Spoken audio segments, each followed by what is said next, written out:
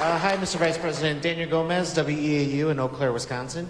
So I see that you've been touring around the country, visiting congressional battleground districts. No different here. Wisconsin's third. You're here also garnering up some support for Derek Van Orden.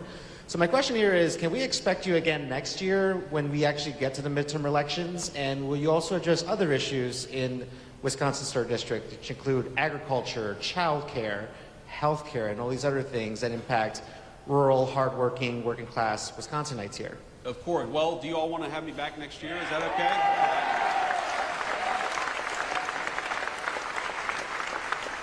Look, so long as the people of the 3rd District will have me, yes, I will keep on coming back and keep on talking about the issues that matter.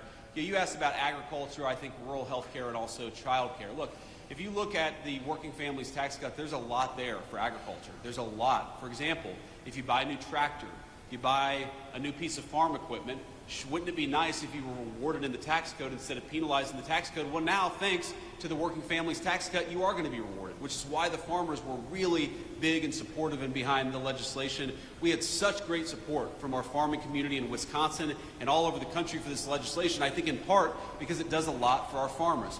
You asked about health care. Look, rural health care in this country is in bad shape. It was left in bad shape by the previous administration, and this legislation, the Working Families Tax Cut, has got tens of billions of dollars to shore up our rural health care system. It is so unusual to hear Democrats say this is going to be bad for health care when we're spending billions of dollars to try to fix some of the rural health care problems in our country. And by the way, has anybody been awake for the last 4 years? Any of these national Democrats? How was the rural health care system doing under Joe Biden when you had hospitals and clinics closing at a record and alarming rate? We're trying to fix that. We want people to be able to access to health care, but we want American citizens to be able to access health care, and that's what makes us different from the National Democrat Party.